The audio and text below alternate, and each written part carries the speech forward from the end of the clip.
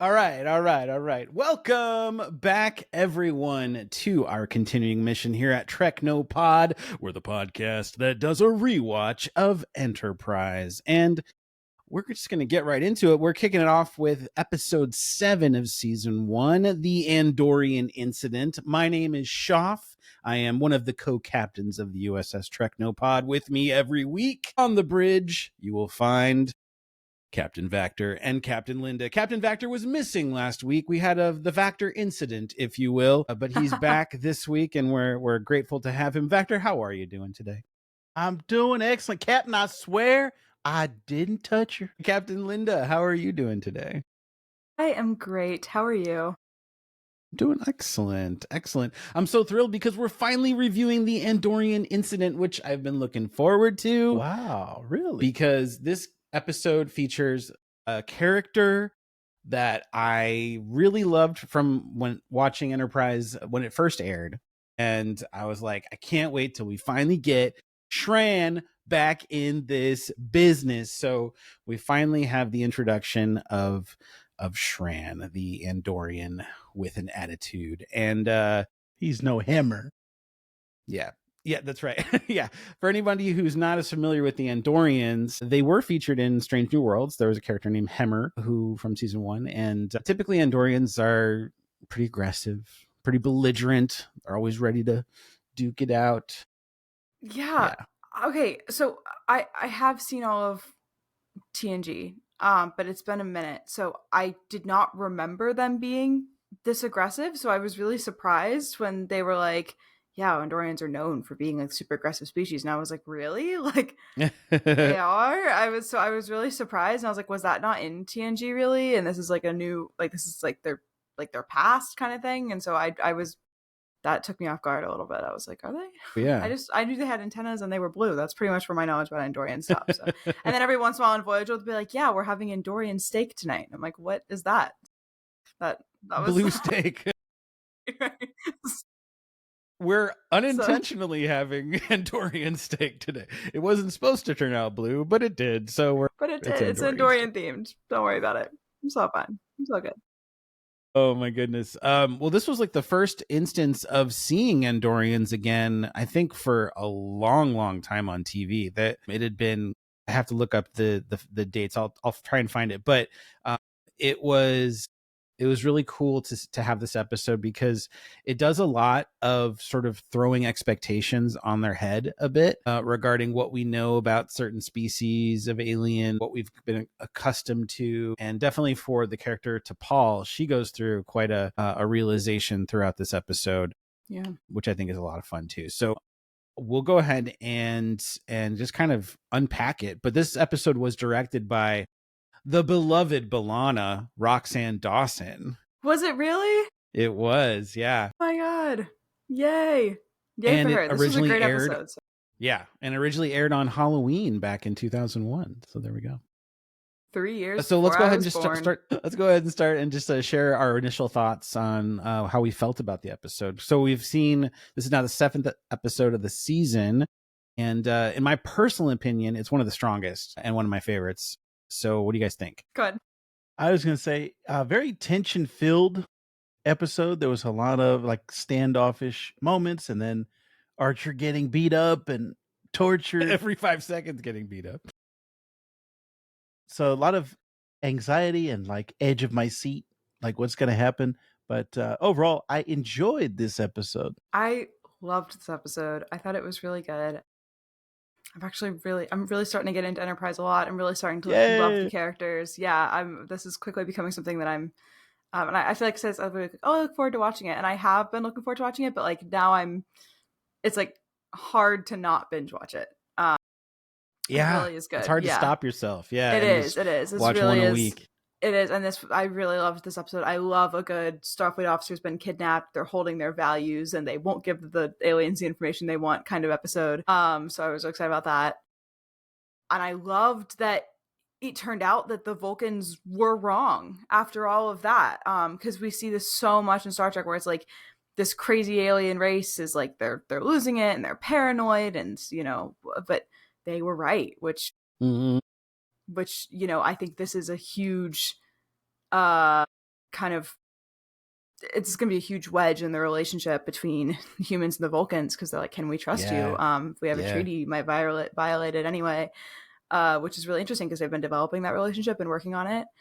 And it's not perfect yet. I feel like obviously the relationship between humans and Vulcans is really strong later on, but it's not right now. So this is going to be really interesting to see how the humans kind of respond to this, because damn, I mean, I want to see what the fallout. I hope that they explore the fallout of this, and that, like, I hope that they reference this. I hope this isn't like a one and done and they just never mention it again, because this would be really interesting to see how this affects and how much time it takes to recover from violating a treaty.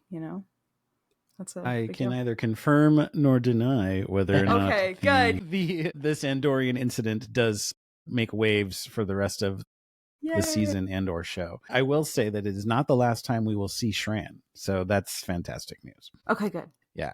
So the Andorians are like kind of the villains maybe in this? Well, yeah, they're kind of an interesting race, because what's really cool is the Andorians, the Vulcans, humans, Tellurites, that's the initial alien species that make up the Federation when the Federation is formed. So what's cool is we're seeing the precursor to that and seeing this struggle, the animosity between Andorians and Vulcans, and it's humans' first interaction with Andorians, but you're seeing like that there's Shran has a moment where he's on the same level as Archer, where they have like they understand each other. Archer sympathizes with Shran's paranoia because it ends up being justified, and he's like, I owe you one, there's gonna be that give and take, and what we're seeing is the beginnings of what will be the Federation, and I think that's pretty exciting stuff. That is super exciting. It's really, really cool to kind of watch the beginnings of it, and everything you kind of take for granted in the later seasons. It's like, it wasn't always as peaceful. It wasn't always as easy. So it's really exciting. And again, there's a lot of cool stuff that happens in this episode. We get to see, I think, a lot of great character work from Archer, from Scott Bakula as Archer, because he's featured so heavily. Yeah. And I mean, he takes a wallop. Like every scene, he's getting either hit with like the butt of a gun, or he's just getting smacked upside the head. And he sells every single one of them so well. And he's just like wincing and breathing hard, and he's constantly like dabbing blood from his lips and stuff. He's spitting it into the napkin. Yeah. I thought that was funny. Yeah. So he was great. A lot of great performances from Jeffrey Combs, who plays Shran. It's just the kind of character. Of course, it's Jeffrey Combs. Yeah, I knew exactly. I knew he looked familiar too, and I was like, it's got to be Jeffrey Combs. Yeah, he's fantastic. For those that don't know, he's played a lot of characters. Probably most famously Wei-Yun from Deep Space Nine. That was probably his most famous Star Trek role because of the amount of times that he was seen on screen with that. I'm Googling how many roles he's played. Yeah, I want to say he either holds the record of the most appearances, but I don't know exactly how many. Yeah. 9 different characters? 9 different characters. Wow. He played, 2 on Deep Space Nine, 2 on Enterprise, 1 on Voyager, 2 more on Deep Space Nine, Star Trek Elite Force 2. Okay, that's a video game. I remember playing that. And Lower Decks. What Voyager character did he play? She's going to go looking.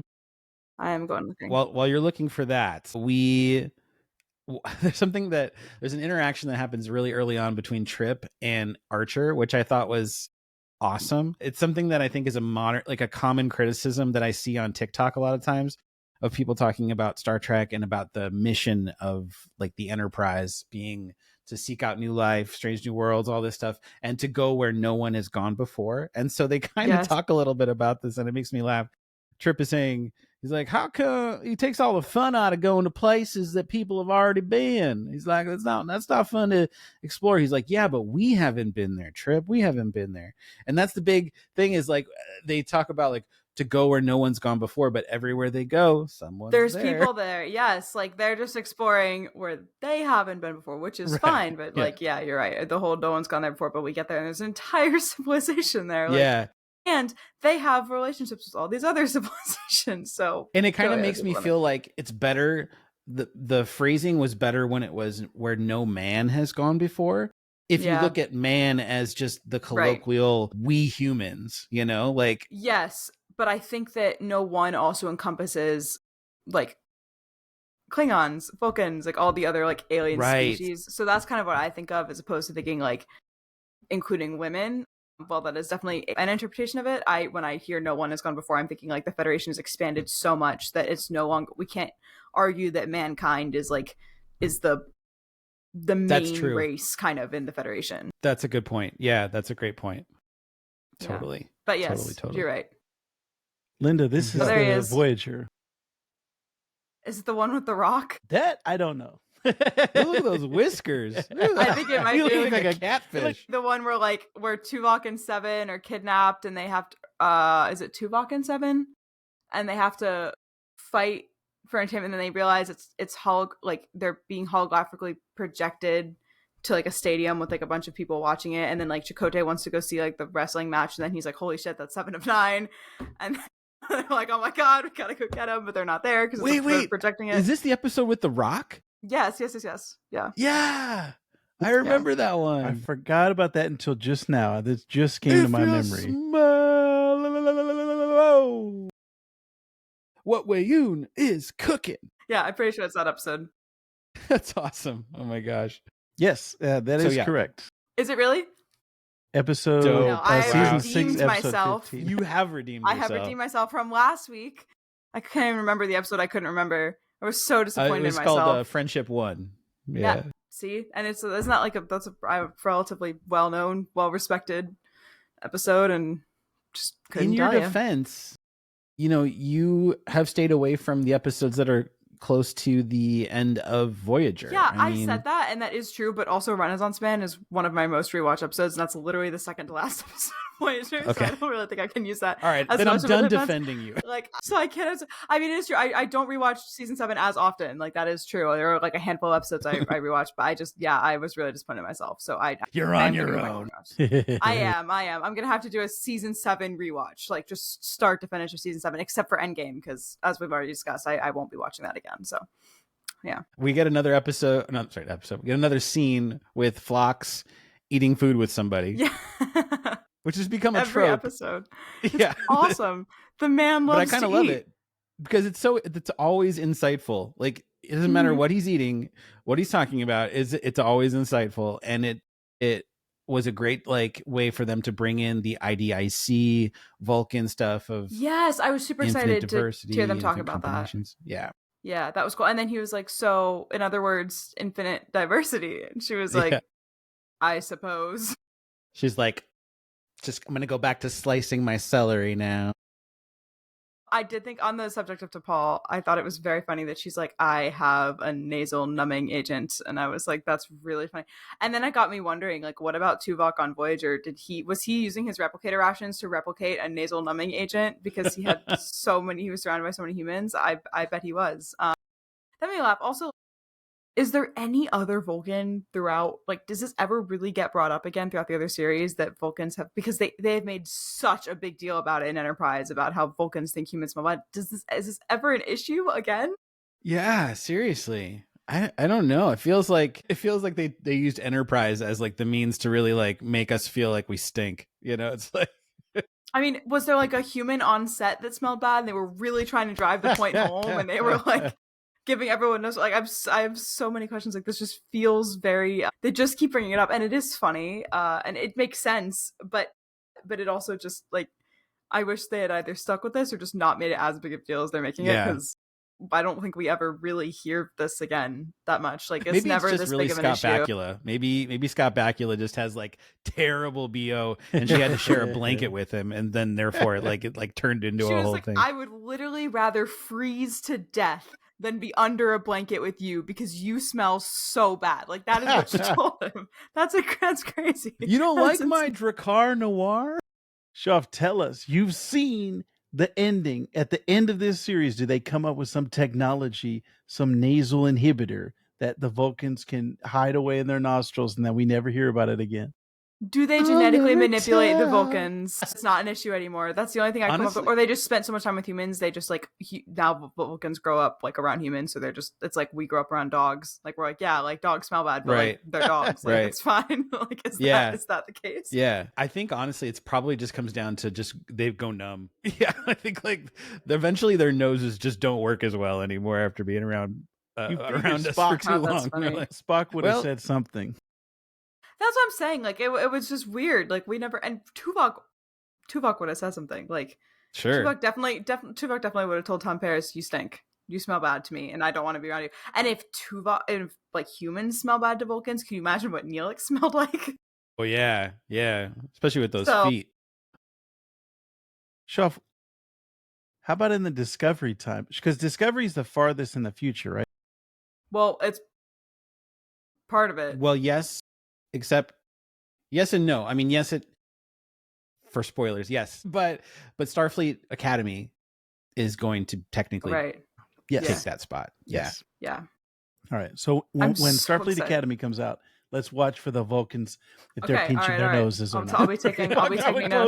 On their noses. Yeah. This is what I should have asked Picardo at SuperCon. I should have been like, do you know if the Vulcans still think humans smell bad in Starfleet Academy? He'd been like, the hell is this girl talking about? Is there anything that we can do to make ourselves nasal emergency? Like, please state the nature of the nasal emergency. We got to have more Leola root soup or something. I don't know. Phlox taking celery off of T'Pol's plate was really funny to me. That was really funny. He's just uninhibited. He's just there for the ride. He's just having fun. I love it. He's still my favorite. Yeah, he's great. He really is great. Yeah. You don't mind, right? No, go for it. You already have your hands all over it. My gosh. And then he's like eating and it's like squirting out of his mouth. Like, oh my gosh, this guy is ridiculous. I love it. It's a messy. The Vulcans once again very clearly have emotions. They're just like, so that again, like they obviously feel things. They're very sentimental, and I know, like, once again, like I know Vulcans don't actually not have emotions. They just work really hard to suppress them. So, but they were not doing a fantastic job in that in this episode. They got angry. They're always annoyed. As we've discussed, annoyance doesn't count in the Vulcan suppression. They're always allowed to be annoyed. Right. That's consistent throughout all the series. But they got angry. They were, I guess it makes sense because I guess Vulcans as a race or as a species are kind of sentimental. And they do have this like very deep rooted history with meditation and kind of spirituality in a sense. So I guess that made sense. But what's his name made a comment about it, which I thought was very funny. For people without emotions, you got a flair for the dramatic. Yes, that's what it was. Yep. That was great. 10 out of 10 impression. That was fantastic. That was really good. Okay, I'll Move work over, on my Connor. We got a new trip. I'll work on my T'Pol. Shoff, you work on your Archer. We can be, be the dream team here. But yeah. So very clear had emotions, and they called him out for it, which I thought was funny. I had another thought, and then I was gonna ask you about that, how you felt about the portrayal of Vulcans in this episode, because normally we're just seeing T'Pol. Like the first episode, obviously we got to see a few other Vulcans that were sort of discouraging humans from taking on that first mission in Broken Bow, but T'Pol interacting with other Vulcans, I honestly think that maybe it subdued her a little bit more in her performance this episode. Yeah. I feel like it almost dialed her back just slightly because she was able to bounce off somebody who was also playing emotionally reserved in that regard. So like, I think it helped inform some of her choices as an actress. It felt like T'Pol as a character didn't feel as intense maybe in her disdain for humans. Cause in this situation, it felt like it almost kind of felt like her loyalty was split in a sense. Like I think this was an episode where it became more clear to me why the character, obviously we know, like, obviously, okay, they wanted T'Pol as the science officer for the show, but like it became more clear to me why the character would have chosen to stay on the Enterprise and why she was there, because she cares about them and wants to be part of their journey, and that I felt like was more evident in this episode than it has been in any of the others so far. She's just seemed annoyed for most of them, but in this one she was like, they were with her people, experiencing her culture, and she was still very she just seemed to care about the Enterprise. She was trying to brainstorm ideas on how the Enterprise could rescue them. It was very like, I don't know. She was just like part of the team in this episode. Yeah, her loyalty was definitely tested in a big way this episode. Oh yeah. But she definitely proved, not that she really had to, but she proved that she's in support of Archer and Enterprise's mission. And I think what's the big takeaway as well with this episode for me in rewatching it, because I don't know if it really like resonated the first time for me, like so many years ago when I saw it, but is how T'Pol was going into this mission of planning to like land on pj'em, and essentially that she was worried about her human crew embarrassing her in front of the rest of these Vulcans. And it ended up being the Vulcans that embarrassed her in front of her human crew. And she felt this, you could just see this intense shame that she feels from it. And I thought that was such like a complicated thing to convey, but for an actress that she doesn't have a lot of experience at this point. Like Jolene she's a model, and this was her first acting gig. Yeah. I didn't know that. Okay. Yeah, knowing that, she's doing a phenomenal job. Like she is really like, I don't hate her acting at all. The character has been somewhat annoying to me. Yeah. But like she's done a phenomenal job, and especially it being her first acting job. I'm playing a Vulcan that's not easy. So this is she's kudos to her. Truly. That's amazing. Not only is it not so easy, but I would argue it maybe isn't always very fun either to play a Vulcan. Like to have to hold back and be so reserved all the time and not be able to express yourself. To me, like being as animated as I am, I feel like I would suck and suffer at being a Vulcan in Star Trek. So I think this it is would just be for Paramount. fun. If you ever cast me in anything, make sure they've got used to their eyebrows, that they're going to be fun. I think it would be fun to play a Vulcan. I think being like getting to deliver all of your lines like this and very I'm going to deliver a devastating blow, but do it in a monotone voice, so it'll take you a minute to notice. I think that would be really fun. Maybe I'd be a better Romulan. I think I'd probably be better Romulan. Yeah. I was going to say, I don't know if you all have seen on Strange New Worlds this season, they have an excellent Vulcan based episode called 4.5 Vulcans. Okay. I've seen of it online. I was overwhelming. I won't spoil it, but like, okay. That such a great episode. It is so funny. It's been very divisive for fans because people still like have an issue with it, but people have an issue with Strange New Worlds this season in general, and so people have an issue with everything. Our fandom cannot accept the fact that after 6 decades, we're still getting new content, and instead of being happy about that and excited about it, they just want to shit on it all the time, no matter what it is, always. And it drives me insane because we are lucky enough as a fandom to still be getting content, and it is good. So shut up and be happy about it. Listen, Linda, listen, Linda, listen. That was on every Starbucks that I ordered for like 2 years when that was trending. You're like, how dare you right now? How dare you? Let's see. Oh, we get, I think this episode does a good job of kind of conveying that something we've talked about as well with the Enterprise crew sort of figuring it out as they go along with when it comes to standard operating procedures, So like Malcolm is on the bridge and he's kind of assumed the role of the con, right? Like he's got the captain's chair in the absence of Archer and Trip and T'Pol being on the surface. And which honestly, I think he does. Again, the top 3 in the chain of command, let's send them down. Yeah. Right. Yeah. All together. Good plan. Always in Star Trek. All 3 of them. All together. Like it's one thing for the captain to go on away missions, and it's a whole nother thing for your captain, your first officer, and your third in command all go down. Totally. Together. But I felt like Malcolm did a good job. Yeah, like, he did a great job. He should in a situation that he probably never had found himself in prior. I thought he like conveyed himself with confidence. He was like, he had the authority. Like he like settled in pretty quickly to things. And he also was like, he's like, they should be contacting me every 10 minutes. Yes. We should be scanning as soon as we get to a planet to make sure there's no other alien ships around. It's like, yes, which like, how are they not doing that? Like, how are you not scanning for things around you, especially because you have encountered hostile species before? So I feel like this is, I did think that was funny though. That was so great. He was like, well, why isn't this standard? It should be. Why are we not doing this? Like, that's stupid. So I thought that was, because again, things we take for granted in the other series that like why would they do that? Like they don't know yet.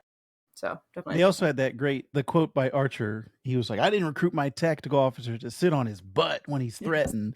So they had to. Loved that. That was they did so awesome. it. T'Pol's like, he wouldn't be that reckless. And Archer's like, oh, why the hell do you think I have him on my ship? Yeah. Yes, the hell he would. You don't know Malcolm like I know Malcolm. He's like, oh, yeah, no, he definitely would be that reckless, actually. I did think that was really funny. There were a couple of just really great lines in this episode. And I really did enjoy watching this a lot. This is the cure for the thing that I have not liked on this show, as I've said previously, is the special effects. The show, or this episode, is like a bottle episode, so everything is in one location and there's not a whole lot of stuff. And I'm like, oh yeah, now I could just focus on this and just have fun with this Star Trek and be immersed in it and not be taken out of it. Oh man, that green screen looks bad, or that ship looks bad, or whatever. Those are things that I just don't notice when I watch Star Trek. Like, truly, I just never. I know.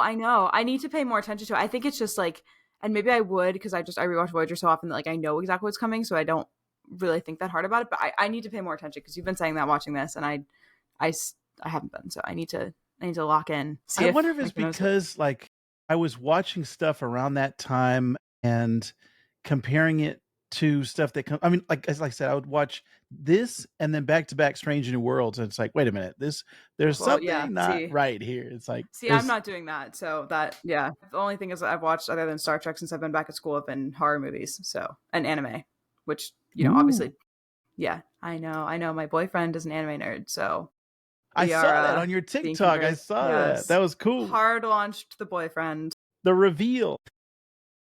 I also saw Mama Linda. Congratulations. Thank you. Yes, and the Admiral also made an appearance. Mama Pages. I'd ordered real quick. I'd been approved for a couple of free samples from TikTok Shop, and I was like, oh, awesome. But by the time they approved them, I'd already moved back to school, and so they sent them home.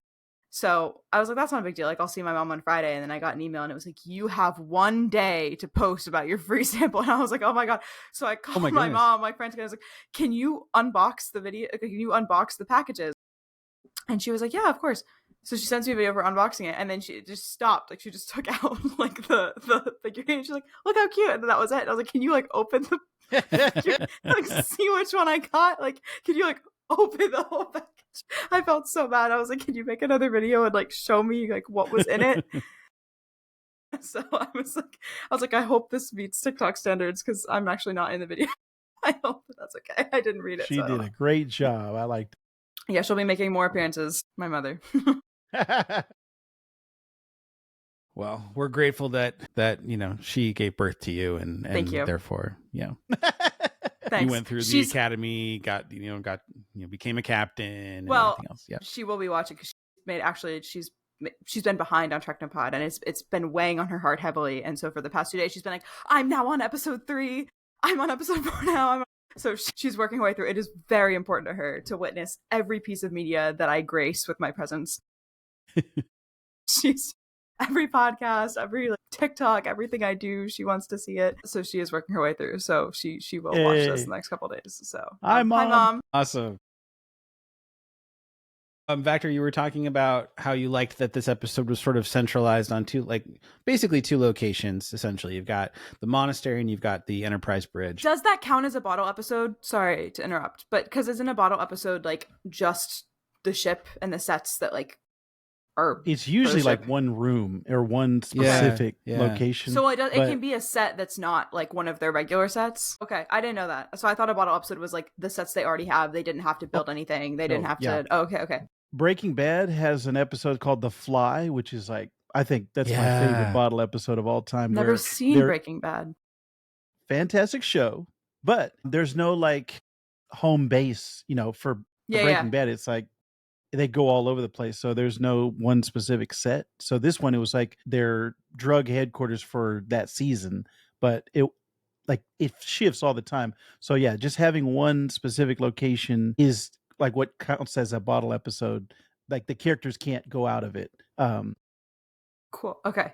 So this would count as a bottle episode then. Okay. I did really I liked that it all took place in this one occasionally. Like it was very it was reminding me of an episode of Criminal Minds. I know that's like so off base, but where they were being held hostage and like trying to figure out a way to escape and everything. Again with this, like you've kind of got two different groups of people. You've got the Criminal Minds was like the FBI agents versus the hostages, and the like, not versus, but like, you know, different. You're thinking in different ways, right? It's a different dynamic. You've got the Vulcans who have, as we don't really know, an ulterior motive, and of course the humans plus T'Pol who just want to escape. I don't know. This whole dynamic was really interesting to see play out. I was not expecting a twist at the end at all, because Vulcans have never been evil, right? Like, or, I don't know if evil's the right word, but Vulcans have never been. Also, for anyone who's like, "Oh, Vulcans can't lie," I would like to refer you to this episode because Right. we've known They that did wasn't it, true. They've done it. Yeah. They have done it. I get that in my comments all the time. Well, Vulcans can't lie. Well, yeah, they can. Tuvok was literally a spy. I think it might have been an episode in season 4. I remember seeing it somewhat recently, but Tuvok was asked, he's like, "Is it true that Vulcans can't lie?" He's like, "Well, we're capable of lying. I just have never felt the need to." Yeah, right. Essentially. They can. They just, it's not in their personality to, because they don't care about hurting feelings, and they don't care about, like, they're just, I feel like, inherently honest, but like they can. Like, it's not because they can't, they just don't. Mm-hmm. But obviously they do sometimes for this. But I have so many questions about this. Like, why would they do this? Why would they break a treaty for a species who knows how destructive they are when they don't follow these strict rules that they've laid out for themselves? It just seems strange to tempt fate with a war, right? Like, knowing how, like, they almost destroyed themselves because they couldn't keep their own emotions under control just within their own species. So to take a super violent and aggressive species and kind of bait them by just disregarding a treaty that they had for apparently no reason, like, there might be that we don't know yet, but without any really reason to believe, like, right, like, it could be, but that just seems so incredibly reckless, and it kind of makes me wonder, like, is this a sign of the fact that it really has not been that long at this point since Vulcans have been able to meditate and keep their emotions under control, and they're still kind of they're not as advanced and developed as a species as we're expecting from them, as we're used to from watching. Because I feel like this is not a thing that TNG era Vulcans would do. Yeah, I feel like they probably got it out of their system. Yeah. And you know what? These are Vulcans prior to the formation of the Federation. So maybe just that aspect of creating the said alliance that we know in TNG is just happenstance. I mean, that's like an entire generation later after the Federation has been formed. I think by then they've gotten all that out of the way, I would assume, you know. So these are all like those bumps in the road, and I think that's so fun to sort of see. And we see it every week on Enterprise. The crew is sort of like kind of making mistakes, figuring out the better way to do it. And that'll help kind of inform how they approach things in the future and stuff. But yeah, I found some funny, I shouldn't say funny, but some interesting trivia about this episode. I thought you guys might like. So the first thing is that the catacombs are actually part of the set, is an extension of the set from Terra Nova. So they were essentially back in the caves. That's really funny. So that was funny. And then also this really threw me. I had no idea, but apparently the Gorn were originally supposed to be featured as the villains instead of the Andorians in this episode. No way. Yeah, but they were replaced with Andorians because at this point in time they were considered unable to talk. Like, Gorn didn't have any sense of like speaking, so they're like, that's not going to really work. That would have been awesome. Evil dinosaurs, silent evil snarling dinosaurs would have been so awesome. Could you imagine, like, they keep just like punching Archer and they're just like completely silent. He's like, what the hell do you want from me? It's like, I don't speak dino. My gosh. That would have been awesome. Now I kind of wish that we'd gotten that. That was great. I got a quick Gorn story. So I was showing my son the original Kirk Gorn fight because my son loves Godzilla. So I was like, look, it's Godzilla. He was like, what? He's small. He's not big. That was funny. So my dad has a shirt that says peace, love, Gorn. And it has like a peace sign, a heart, and then a Gorn. And I was like, you can only wear that at Comic-Con. That's it. That's the only place you can wear that, because no one's looking at the little photos of the little dinosaur above it, and that's just such a recipe for disaster. Like, please, for the love of God, do not wear that. Casual Friday in the office. Love Gorn. So we had a very serious discussion about wearing where we could wear the Peace Love Gorn shirt and where we could not wear the Peace Love Gorn shirt. But I did. It is awesome, and it's obviously not intended to be like that. It's just when you are walking past it, you're like, what did that say? That's hilarious. But yeah, that would have been really interesting. Side note about the Andorians, their antennas moved. Yeah. Yes. That was so I love that little puppeteering. Yes. Okay, I googled it. It was electric. It's a motor. Whoa. I thought it was a little. I was like, is it CGI? Like, how the hell did they do that? I read that only 3 of the 4 Andorians had working antenna. One of them just had antenna that didn't function, and I'm just like, how do you like? Well, what? I feel bad if I was that Andorian. They're like, we want to make an Andorian, but you're not gonna get the cool antenna. Your antenna is just gonna stick this way. They ain't gonna move. You're gonna be the one no one likes. Trip had a funny line about they should pick up have reception on there or something. Yeah, I can't remember the exact line that he said. With antennas. It was my mind. Like I said, like there's a bunch of really good. So I'm being so loud right now. My roots probably hit me. Some great screaming about antennas. But yeah, there were a few really great lines. There's also on the note of the antennas, I wonder if it's like eyebrows where like they can move them, or if it's like they're just kind of doing their own thing, have their own personalities. Yeah. I have lots of questions about the Andorian antenna. I'm sure someone knows the answers. I'm absolutely positive someone has done like a deep dive on this and knows the answer, but I'm gonna have to do some research because I want to know. I liked that Shran kept referring to humans as pink skins. I think that was just a funny. I kept hearing pig skin, and I was like, what? Yeah, so pink skin. That was funny because I was like, you're like radioactive blue, so I feel like maybe you don't have a whole lot of ground to stand on. But what I thought was funny is like in the beginning of the episode when they first arrive and they sort of sense something's up, like Archer and Trip are like moving around and like talking, like you can tell like they're performing in a sense, like. And Archer realizes that there's a person like hanging out behind the tapestry or whatever it was. They just tackle right through. I'm like, oh my God. Why would you do that? You don't even know. Like, he's never even seen an Andorian before. He has never, like, no concept. Oh my gosh. It could have been like an injured Vulcan that had been like, you know what I mean? There's just like the Vulcans could have been holding someone else hostage. Like they just decided to just jump through the screen and just drag him back into the center of the room. And I was like, what the hell are you doing? Right. This is the kind of thing like where I'm thinking about this. And I'm like, someone at Starfleet read these logs and was like, this is why we need rules. Yeah. We have to have a whole class on the academy just on how to not do that. Right? Like don't just attack someone without any, you know what I mean, without any reason to. Like that's very funny. There's been a bunch of moments in Enterprise where I was they basically had a class at Starfleet Academy that looked a lot like our rewatch, where every week in class they're like, don't do that. This is what the Enterprise crew did, and here's how to not do that. There's a Vulcan in the class who's like, why would anybody do that? Why do you need to be taught not to do that?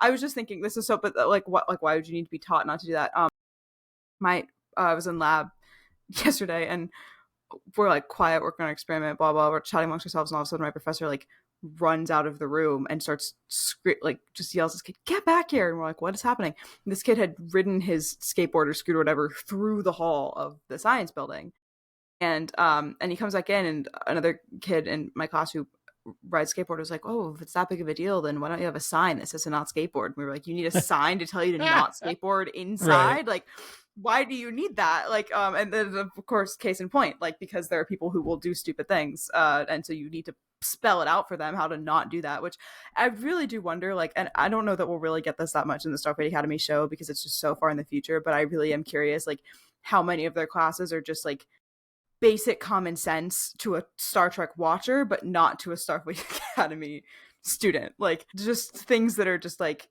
don't attack a species before you've communicated with them. Don't sleep with it just because you can. Check if it can give you a space STD. Like like all of these things, like Harry Kim and Voyager. Like there's this laundry list of things that they need to be taught how to not do, and they're just like, oh, Hey, good to know. Yeah, I am curious. The Enterprise is definitely the poster child for why these rules exist, though. Yeah, for sure, sure. Oh my gosh. Yeah. Well, that's all the notes I had. I mean, this is a great episode. Really enjoyed it. I'm so glad we're at this point because, the introduction of Shran, the introduction of the Andorians, and knowing that we're gonna see Shran again. Apparently, yeah, we will see Shran again. I'm excited about that. And I won't say when, but it'll happen, and it'll be good. You'll like it. I saw some things online that were saying that this is where the show starts to get its voice. Like this is where it starts to. Okay, good. I like the voice that it had here. So I'm excited if there's more episodes like this, and I'm excited. Yeah. I really like this. I like this tension between the species, and of course we know it's going to work out, but they don't. So there's something like comforting about being able to watch this and know that like they're all going to be friends in the end and it's all going to be fine. But like it was rough at the beginning, which is again like the Federation values are, I know Federation hasn't been formed yet, but Starfleet intentions and values are always good, but it doesn't always work out that way, and it's sometimes tumultuous. And I like that we're seeing that. That's not. I like that about Star Trek. That it's not always like the Federation's or Starfleet is not always right. They just try. They always try to be right. Like they're always trying to do the right thing. So I like that we're getting. Yeah. So I like that we're getting some conflict here, and I like that there's conflict that doesn't really directly involve Starfleet, but they've been dragged into it a little bit between the Andorians and the Vulcans. That's really interesting because it has the ability to allow different humans to have different opinions on it, which is really exciting. So I hope that that's the route that they take. I don't want to say anything else because I'm yeah, we'll see. I also wanted to give a shout out to the little transporter thing where they're like, oh, should we get on it? I heard some things about this, or this might get on here and transport down. That transporter tension, I'm always looking out for it because I'm like, every other show, we took transporters for granted. It was like, oh yeah, just beam them up, beam me up, Scotty. Like, and now this one, it's like, I don't know if we should do this. Right. So like are you sure? Like, don't we usually use this to transport objects and not people? Yes. That but then there was like, I would have expected they should have like a crew member who is in charge of the transporter, right? Like for instance, like Miles O'Brien was always like the transporter chief, right? Like, like, whereas in this episode, Hoshi just happens to be walking over there with them, and she's like, I'll do it, and she like does like the button thing, and I'm like, were you trained on that? Yeah, you've been in Brazil or whatever, just like teaching Spanish to a bunch of people, and you've been brought on specifically because of your communication stuff. I highly doubt you were trained on transporter tech. Well, I think it's yes, I think it's probably because like what they transport is like items mostly in cargo, so it's like it really is just like pushing a button. It's like not that important because if it gets messed up it sucks, but it's not like life threatening. Like, well, I lost those 3. Sorry about that. You never should have had me do it. I felt like you guys pushed me into doing this. I didn't want to do this.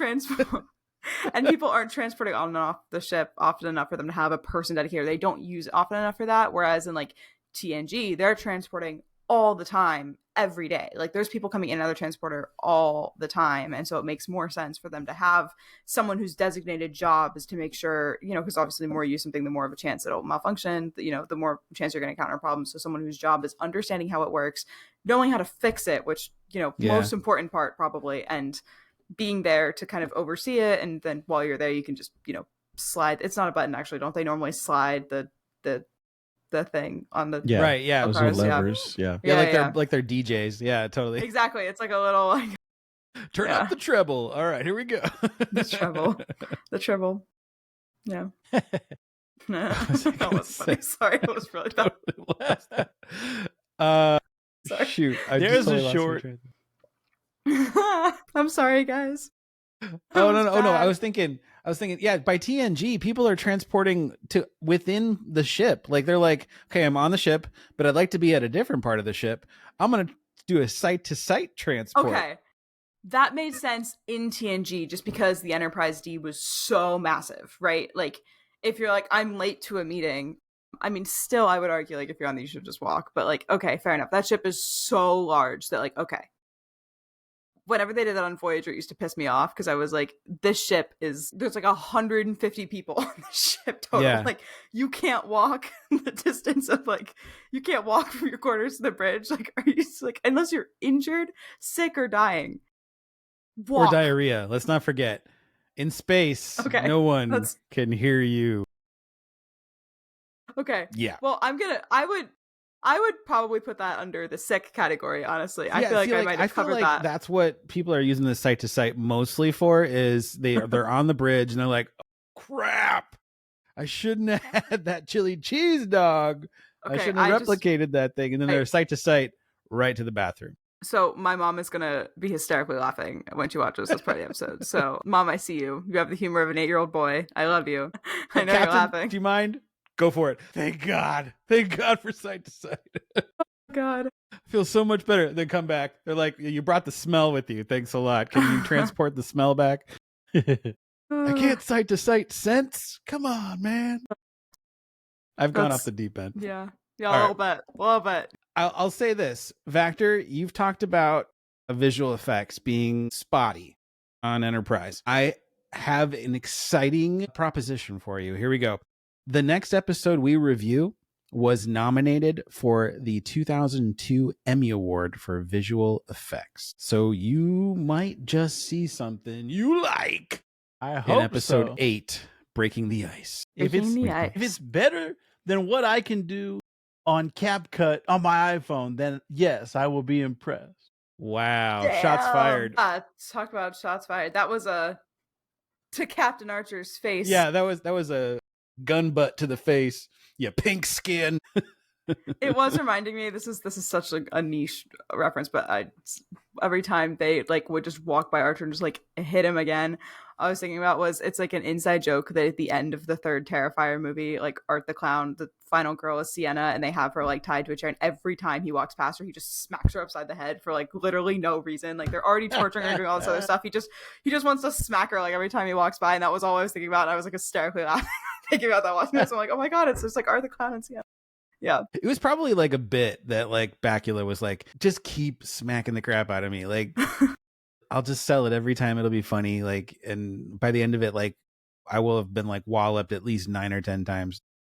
I will say though, so I was a theater major for about 6 weeks before I switched to physics, and I did theater growing up, and it was like my entire world. And my favorite scenes always were anytime I got to any kind of stage combat. Like, This was so much fun. It was fun to be the one like hitting someone else, like obviously not actually hitting them because, you know, obviously since that's but then, or like being the like victim. Like, it was so much fun. It was so much fun to work on and to learn how to do. The reaction you got out of people was so much fun.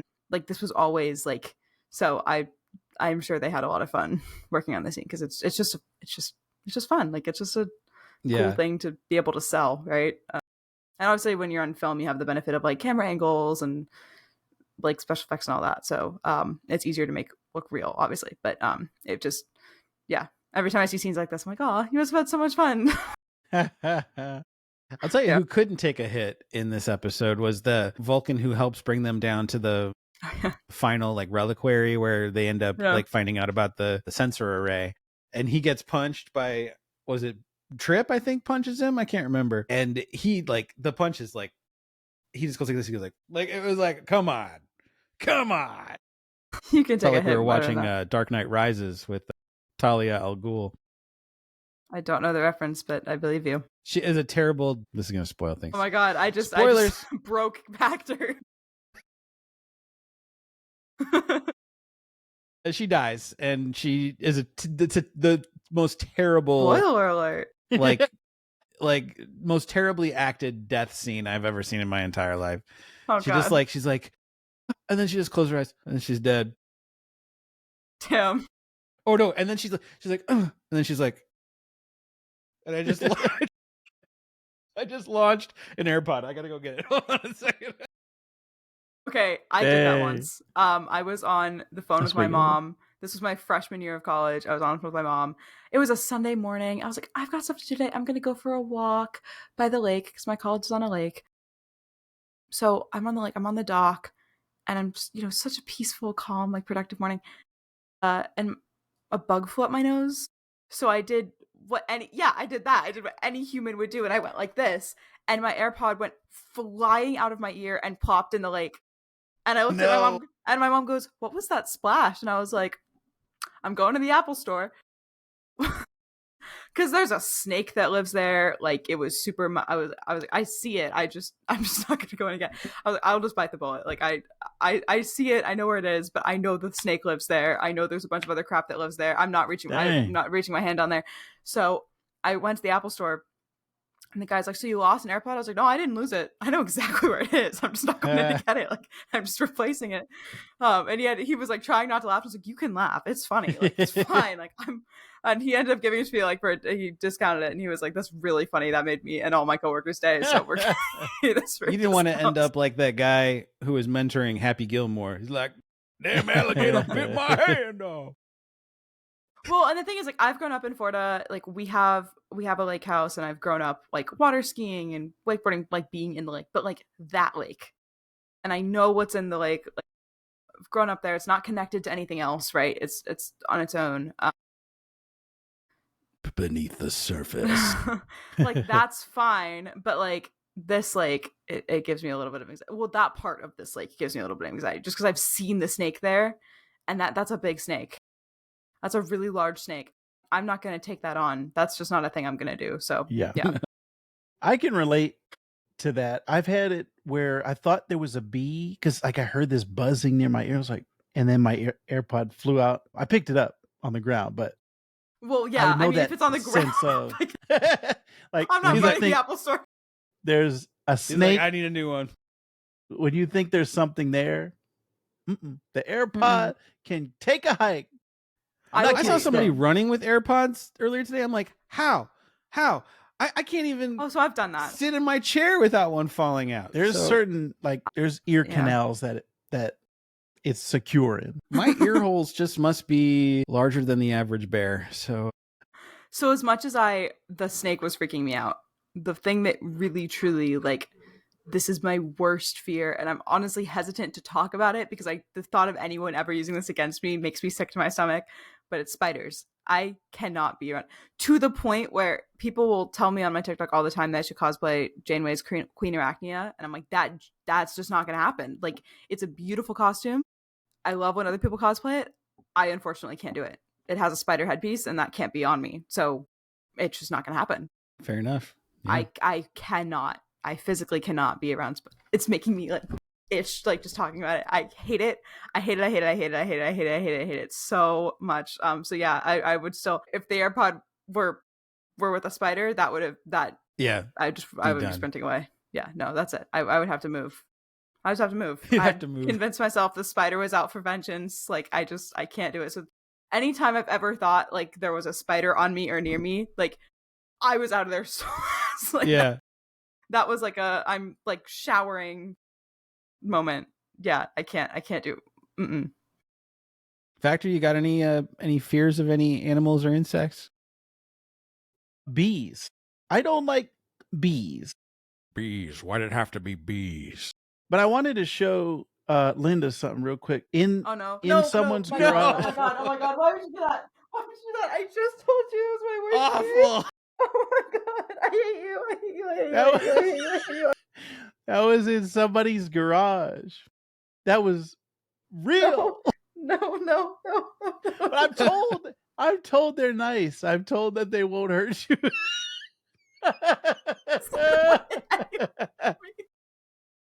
Didn't you ever see Vactor? If only you used your powers for good. What's nice? I don't care. Why would I care if it's nice? Here, check this out. His name is Johnny, and he's a what was that? He's a brown recluse. Evil. That was so evil. Okay, so my mom's gonna call me after this episode and be like, "This was the best one." Okay, so we were visiting schools, and we were in Chicago. I was a junior or senior in high school when this happened, and they'd upgraded my mom and I to this suite that had 2 bathrooms. So we get back from a long day in Chicago, back to the hotel room. We both have to go to the bathroom. She goes to the one with the shower and thing. I go to the half bath, and I swear to God, I looked up, and it was the largest spider I'd ever witnessed in person. It was this big around, with its legs. And I was hell to the no.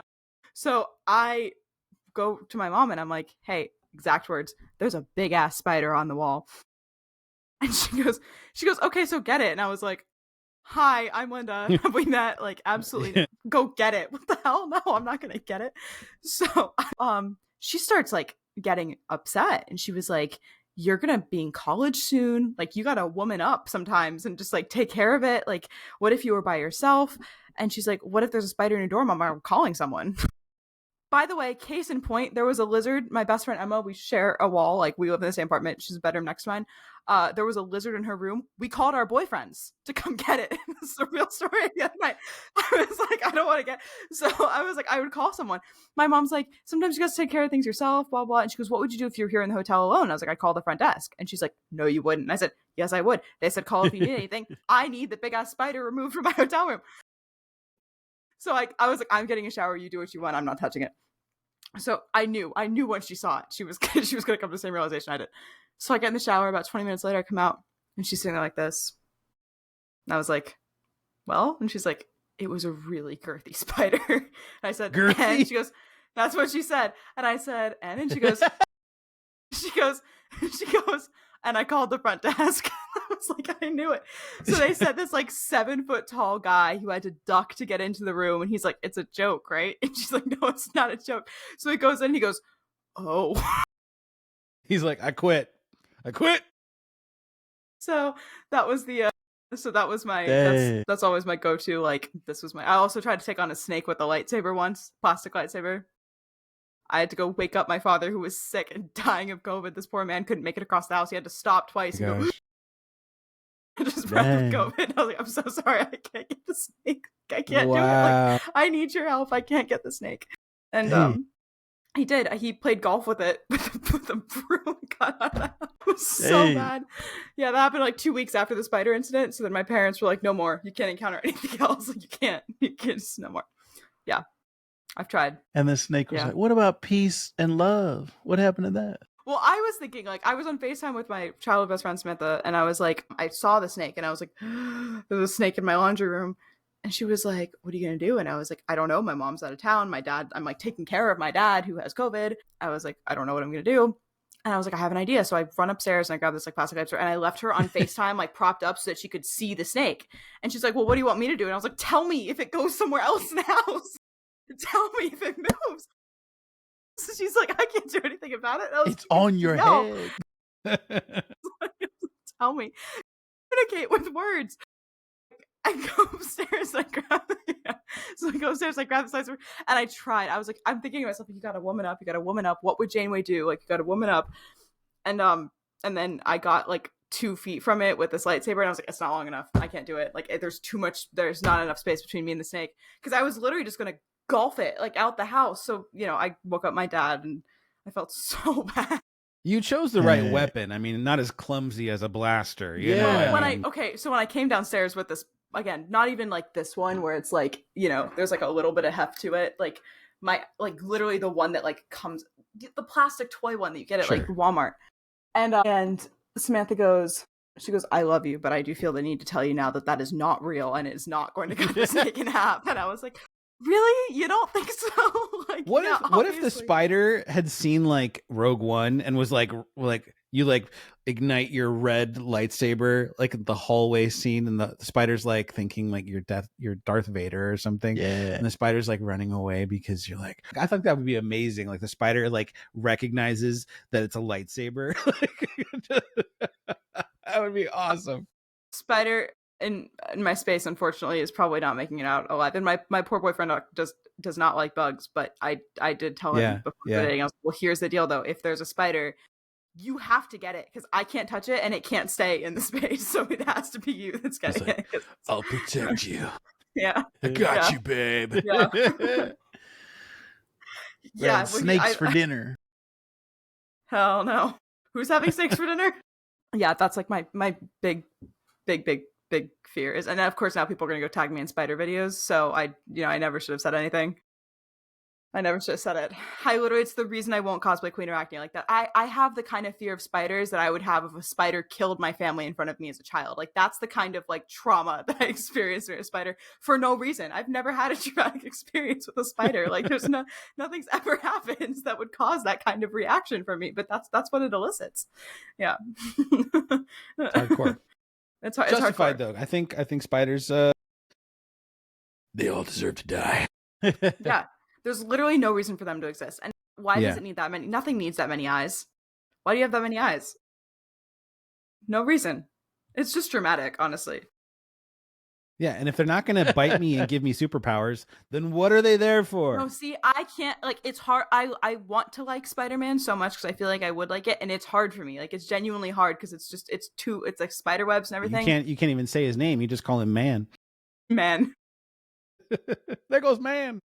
Webman. Yeah. It's a severe reaction to it's very dramatic, but I can't help it. It just feels like they're crawling on me, and it just makes me. A few years ago they had a Halloween Horror Nights house and it was bug themed. Nope. Thank God. I actually we had a tour guide that year, and I pulled him aside and I was like, I know that you guys do this thing where like someone tells you they're scared of something, and then you like, I told you I was scared of the chainsaws one year and you had them all chase me through the park, and that's fine. But I'm telling you now, you need to tell me if there's a spider in this bug house, because I will not go through it. And the kind of reaction that I will have will make you wish you had told me that there was a spider in it. So I need you to be honest with me. Are there spiders in this house? And he was like, no. And I was like, are you lying to me? And he was like, no, I'm not lying. There's no spiders. I was like, I need you to tell me the truth. Like, I was like grilling him. I was like, I need to know that there are no spiders in this house before I go in, because I can't do it. There were no spiders. Not anymore. Yeah, right.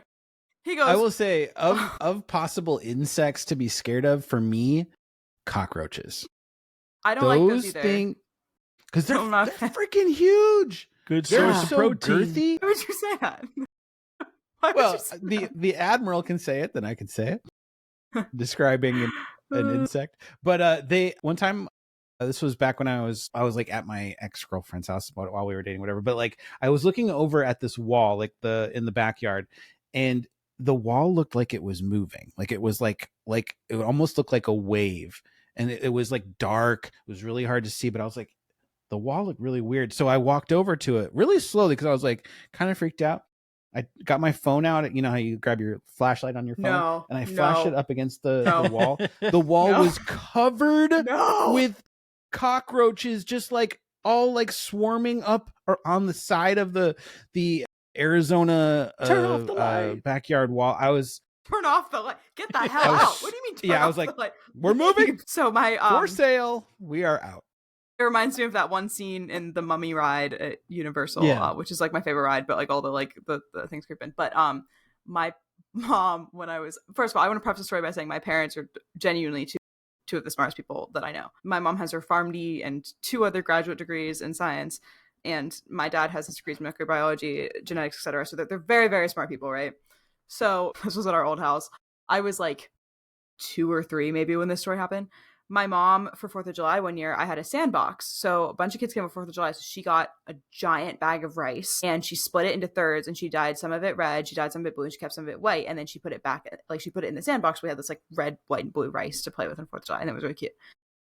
So 4th of July comes and goes. She closes up the sandbox in like May of the next year. My dad's like, no. Hey, what's in that sandbox? And my mom's like, oh, it's the rice. And he's like, what? And she's like, yeah, rice. And he's like, how long has the rice been there? And she's like, I don't know, since last 4th of July. It's like uncooked rice. Like, it's fine. And he's like, no, it's not fine. It's rice. Like, it's been there. So my dad's like, we got to open that and see. So they open it, and the entire thing is just filled with maggots. It's just maggots everywhere. Thank God I was not old enough for them to have asked me to help with this, because I would have been like, oh, see ya, bye. Nope. So my mom's like, oh, okay, well then we'll just take it to the, like, they'll just take it with the trash. My dad's like, they're not gonna take it with the trash. They're not gonna take that. So they dig a giant hole, and they decide to up dump like the contents into this hole and then take the empty box to the curb. And so they're picking up the box. My mom just like is hysterically laughing and like can't help herself. And apparently my dad put it down and was like, Toylin, I swear to God, if you drop this on me, you're going in the hole before the maggots. Like, I swear I was. And so we always, it's like a running joke in the family about maggots because this whole thing happened, but it always makes me laugh. My mom was just like hysterically laughing. I swear to God, I will put you in the hole first before the maggots if you drop this on me. Oh my god. Yeah, so I always like, crawlies. Thank God I was not old enough to participate in that, because absolutely not. No. Yeah, it's right over here. Okay, I have something I want to show you two, but I need you both to like talk amongst yourselves because I want to share it on the pod, but I don't have it in front of me. I got to go get it. It's actually not in this room. It's over in the other room, but I'll be right back. So talk about something. I'm so mad at you about the spider. Yes. I haven't let it go, and I feel like you need to know that. Guys, I did want to show because my friend said that he saw that in his garage and he was like, "Hey, look what I saw." And I was like, "What?" No. So my dad, oh God, my dad did that once. So I had an ex-boyfriend that was staying at the lake house, and he had been telling us there was a giant spider in the room. And so the one that they found, he was like, that's not the one that I saw, but I'm glad we got that one. So like a month later, my dad just sends me a picture and it's this giant spider that they found. So I was like, why would you send that to me? Like, why would you show me that? Yeah. Okay. It's crazy. I'm back. Hello. Okay. The debut of the new Treknopod Oh my mug. God. I love it. Just arrived. Stop, it's so cool. Isn't it gorgeous? Don't you just want to drink something out of it? Yes, I do. Don't you just want to black. support the pod?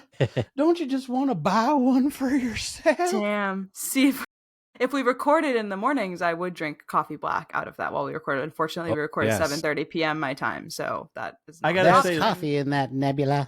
Linda, I just read the Homecoming comic, and is it good? She has that coffee black moment in there. Oh, yay! I saw her promote it on her Instagram. Nice. And then I was talking about that with someone, and they're like, "Yeah, I'm not sure I believe that." I don't know if she read it. I was like, I don't know, but she said she did, so I did. It was like upside down. It's like, I love this book. She's like, I can't put it down. I was like, okay. Yeah, I have no idea, but it was a cute little like. She's like, no, I'm contractually not allowed to put it down for the length of this commercial. Right, for this, it has to be 30 seconds. What are we at, 28 seconds? I did, however, download it. I honestly don't know where my Kindle is right now, but that's okay because I have this wonderful app here, and look at what is queued up on my Kindle. Well, I don't know why it's doing that, but here we go. Yep, there it is. Nice. So it's downloaded and ready to go. So. Fantastic. I'm very excited. We know about what you'll be it, doing. So probably after my physics exam on Monday. But yes. There you go. Wish me luck. You can do it. Yep. We believe in you. Thanks. Captain Vactor, anything you would like to plug before we go today? If anyone, speaking of comic books, is into those lovely, funny books, I have a channel called This Comic Cooks, where I have been talking all about different comic books and different things going on YouTube and on TikTok. I just put out a video called Why Supergirl is Not Just a Female Superman. So check that out. It is talking all about the differences between Supergirl and Superman. Next year, we're going to get the Supergirl movie with Millie Alcock, which I think is going to be fantastic. But all those things can be found over at This Comic Cook. Yeah. Awesome. Fantastic stuff. And Captain Linda, you've been super busy, so I'm sure you got plenty busy.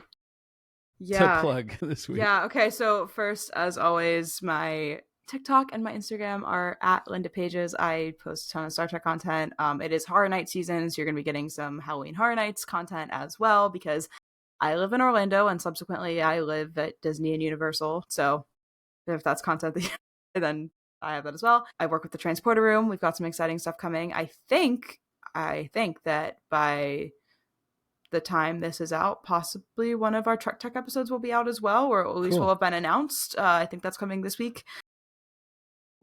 Keep an eye out for that. That's really exciting. That new segment is something we've been working on for a while. I've got a few great episodes filmed and they have not come out yet, so I'm super excited for people to see them. I also was on an episode of Trekmentations. It's a brand new Trek podcast. It is awesome. When you are a guest on, you get to talk about a Star Trek recommendation that you have, and it can be anything Star Trek related, and it's really, really cool. So it's such a cool concept for a podcast. I was very lucky to be the second ever guest on Trekmentations. And I talked about the one and only Gracie Ann. And if you've not listened to her music, then you should, because she's wonderful. So I got to yap about her for 30 minutes, and she is a wonderful person. So I was super excited to be able to do that. I think that's it. Awesome. Oh, no, yeah, that's it. That's all I can talk about. So. Fair enough. Fair enough. Yeah. For myself, I will plug, of course, our show channel on TikTok, which is Treknopod, Treknopod. I think I spelled that correctly without looking at it, so good for me. Of course, we're just kind of like continually putting out content on there and trying to make people laugh. It's so funny. Thank you. You're welcome. Recently discovered just how much the Trek Talk community loves Lego, which was such a fun thing to discover, because that helps build, kind of like bring in my other huge passion, which is being a Lego maniac. And so I've been seeing just like an incredible response. That I've got one video on there that has now over like 52,000 views for me singing while showing something I built. I think it was the Voyager, the Starship Voyager. Hey Shoff, do you want me to talk to my label about getting you a record deal? Since you guys, yes. Everyone says they want the song on Spotify. Sing all Trek theme songs. We'll do an album together. It'll just be you like just singing like your version of the theme song, and it'll be like Voyager theme in parentheses Shoff's version. We'll take a page out of Taylor Swift's book, and then it'll just be me in the background, just like cheering you on. Hell yeah! Yeah, brilliant. In the back. And then I can come in and just be tripped. Captain, I swear. Captain, I swear. We'll have it like on. I love that. So funny. Fantastic. No, I'll text my producer now. Let him know. And we'll get Gracie Ann to provide the EDM backing tracks. So obviously, duh. Yeah. Who else is gonna do it? Yeah, of course. So, but I use Rebrickable to come up with my like Star Trek Lego instructions and to like get my ideas, and I've got some great things on the way. But I found something on Rebrickable which is really cool. Is they take existing sets, so I don't know if you can see this, but this is the Millennium Falcon set. This was the, what set number is this? 75375. So there's like 921 pieces.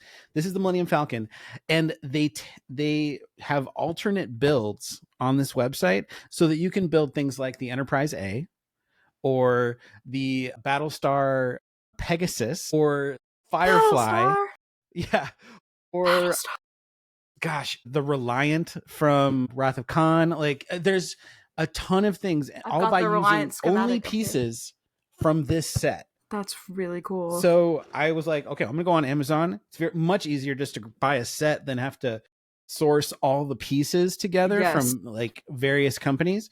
So I'm gonna build the Enterprise A using the Millennium Falcon set, which I think is just kind of funny and ironic that Star Wars is going to make Star Trek. So that's my next project. Bridging the fandoms. Okay, we need more peace and love between our fandoms. Like I've got my like Voyager schematic, I've got my Ewok, I've got my I don't know, something of the Grogu, my Yoda. Like we've got my lightsaber. Like we need to build peace and love, because there's so much animosity and hate between our fandom. So let's